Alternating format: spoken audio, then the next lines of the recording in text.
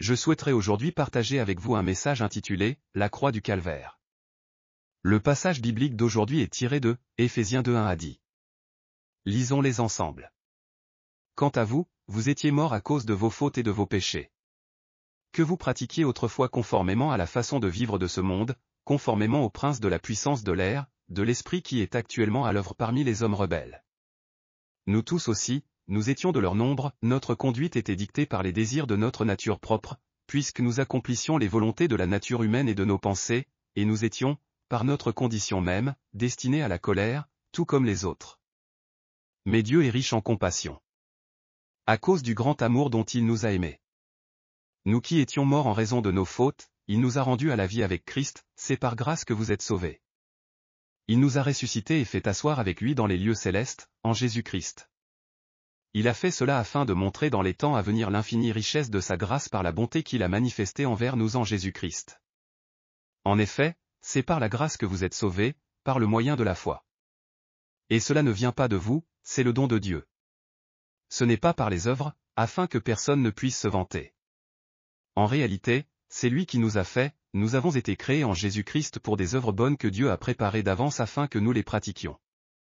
Jésus-Christ a subi la peine capitale et est mort sur la croix du calvaire. Il portait une couronne d'épines sur la tête, et ses deux mains ainsi que ses pieds furent cloués avec de gros clous.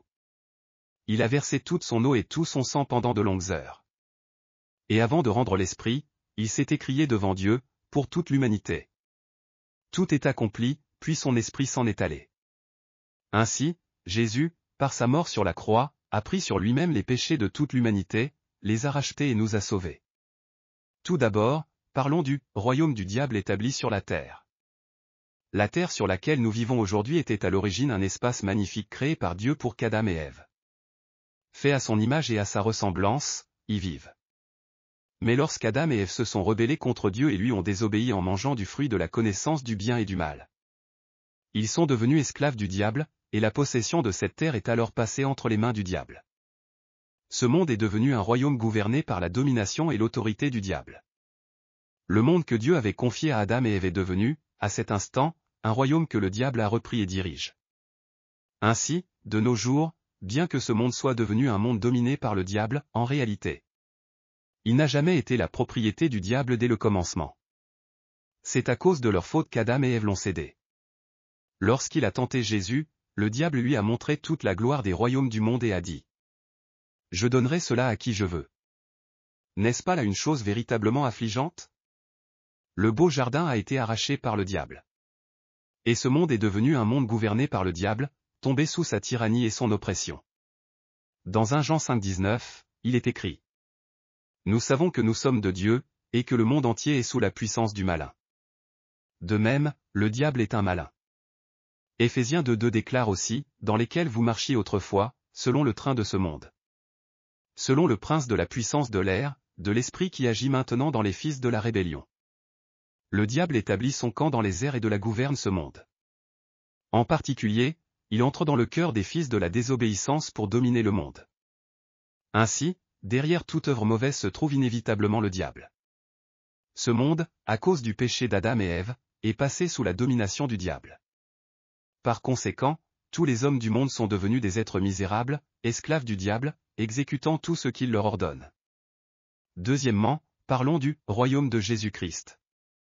La raison pour laquelle Jésus est venu sur cette terre, c'est pour transformer à nouveau ce monde que le diable avait arraché, en royaume de Dieu. Jésus est descendu sur cette terre avec ce plan de salut de Dieu. Afin de sauver toute l'humanité du péché, Jésus est venu au lieu le plus bas de cette terre, selon la volonté de Dieu. Ainsi, le sang précieux de Jésus-Christ est l'eau de vie de Dieu, capable non seulement de pardonner tous les péchés de l'humanité, mais même au-delà. Jésus s'est suspendu à la croix pour nous, devenant un sacrifice d'expiation et de réparation, un sacrifice de paix et un holocauste. En retour, il a réglé entièrement tous nos péchés et nos fautes. Dans Ésaïe 53, 4-5, il est écrit, « Cependant, ce sont nos souffrances qu'il a portées, c'est de nos douleurs qu'il s'est chargé. Et nous l'avons considéré comme puni, frappé de Dieu, et humilié. Mais il était blessé pour nos transgressions, brisé pour nos iniquités.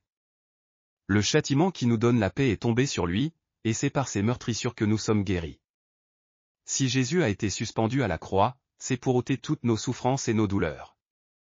Jésus, venu dans ce monde, fut rempli du Saint-Esprit à l'âge de 30 ans, et lorsqu'il proclamait l'Évangile, partout où il allait, il annonçait la liberté et la délivrance. Ainsi, que ce soit à cette époque-là ou aujourd'hui, là où se trouve Jésus, il y a la liberté et la délivrance. Dans ce monde que le diable avait arraché à Adam et Ève, Jésus est venu, est mort sur la croix. Puis est ressuscité au bout de 3 jours, et par son sang versé, il a rassemblé les âmes sauvées pour restaurer le royaume de Dieu. Nous sommes devenus, en tant que peuple du royaume de Dieu gouverné par Jésus-Christ, une race élue, un sacerdoce royal, un peuple saint, appartenant à Dieu. Ainsi, dans ce monde, il existe encore un royaume du diable gouverné par lui.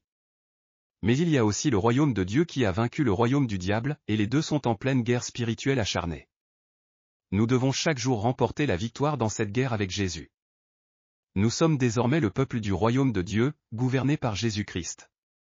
Il ne faut jamais oublier que nous sommes dorénavant un peuple privilégié. Nous sommes désormais un sacerdoce royal, une nation sainte, un peuple acquis par Dieu. Troisièmement, parlons de la guerre spirituelle qui s'est déroulée au calvaire. Éphésiens 2:4-9 déclare. Mais Dieu, qui est riche en miséricorde, à cause du grand amour dont il nous a aimés, nous qui étions morts par nos offenses, nous a rendus à la vie avec Christ, c'est par grâce que vous êtes sauvés. Il nous a ressuscités ensemble, et nous a fait asseoir ensemble dans les lieux célestes, en Jésus-Christ, afin de montrer dans les siècles à venir l'infinie richesse de sa grâce par sa bonté envers nous en Jésus-Christ. Car c'est par la grâce que vous êtes sauvés, par le moyen de la foi. Et cela ne vient pas de vous, c'est le don de Dieu. Ce n'est point par les œuvres, afin que personne ne se glorifie. Ainsi, la grâce est quelque chose que nous avons reçu sans prix. C'est par le mérite de la croix et du sang versé que nous avons reçu gratuitement le salut. Jésus a accompli un changement de gouvernement à travers la croix du calvaire. Par la croix, Jésus a vaincu la domination et l'autorité du diable. Sur la croix, il a cloué et réglé définitivement le pouvoir du péché qui nous condamnait. Désormais, nous devons vivre selon la loi de la foi. Par le mérite de la croix, le diable a été dépouillé de sa puissance et de son autorité dans les airs. Ainsi, ce que nous avons désormais à glorifier, c'est uniquement la croix. C'est par la croix que nous sommes sauvés, et c'est par la croix que le Saint-Esprit vient dans notre cœur, nous aide et nous permet de vivre selon la volonté de Dieu. 1 Corinthiens 1:18 déclare. Car la prédication de la croix est une folie pour ceux qui périssent, mais pour nous qui sommes sauvés, elle est une puissance de Dieu. Désormais, dans le royaume de Dieu qui est amour, nous faisons l'expérience de toutes les bonnes choses.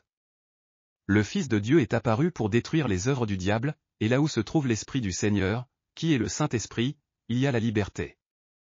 C'est précisément dans notre cœur que les inquiétudes, les soucis, l'angoisse, l'impatience et le désespoir sont brisés. Et la vraie liberté ainsi que la vraie paix abondent dans notre cœur.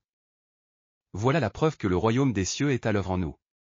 Le diable, encore aujourd'hui, s'efforce désespérément de demeurer en nous à travers l'incrédulité et la désobéissance. Mais nous devons, par la puissance de Jésus-Christ, combattre et vaincre le diable, élargir le royaume des cieux partout. Où nous allons, détruire le royaume du diable et chasser son autorité. Éphésiens 6:10-12 déclare, au reste, fortifiez-vous dans le Seigneur, et par sa force toute puissante. Revêtez-vous de toutes les armes de Dieu, afin de pouvoir tenir ferme contre les ruses du diable. Car nous n'avons pas à lutter contre la chair et le sang, mais contre les dominations, contre les autorités, contre les princes de ce monde de ténèbres, contre les esprits méchants dans les lieux célestes. Il n'y a qu'un seul moyen de combattre les esprits mauvais qui détiennent le pouvoir dans les airs, c'est la prière. Lorsque nous avançons en priant, en résistant au diable, personne ne peut nous vaincre. Car nous sommes maintenant le royaume de Dieu, et nous sommes le peuple de Dieu. Prions tous ensemble. Père céleste bien-aimé, nous confessons que le beau monde que tu as créé pour nous est tombé sous la domination du diable malfaisant à cause des péchés de nos ancêtres, Adam et Ève, ainsi que de nos propres péchés. Nous te remercions de tout cœur d'avoir envoyé Jésus-Christ sur cette terre pour nous, qui étions esclaves du diable. Et de nous avoir sauvés par le mérite du sang versé à la croix, nous restaurant ainsi en tant que peuple du royaume de Dieu. Désormais, conduis-nous à nous accrocher à la croix du calvaire, afin que nous ne reculions plus jamais dans la guerre spirituelle contre le diable, et que nous ne soyons plus vaincus. Nous prions au nom de Jésus-Christ. Amen. Alléluia. Avez-vous reçu beaucoup de grâce à travers la parole? Je vous bénis de tout mon cœur au nom du Seigneur pour que vous soyez de plus en plus armés de la parole de Dieu et remplis du Saint-Esprit, afin que vous meniez une vie victorieuse dans ce monde. Si vous avez aimé cette vidéo, n'oubliez pas de vous abonner à la chaîne, d'activer les notifications et d'appuyer sur le bouton j'aime. Cela nous aide beaucoup à préparer plus de vidéos remplies de grâce. Et aussi laissez vos sujets de prière dans les commentaires, notre équipe priera avec vous devant Dieu. Nous nous retrouverons avec joie dans la prochaine vidéo. Que Dieu vous bénisse grandement.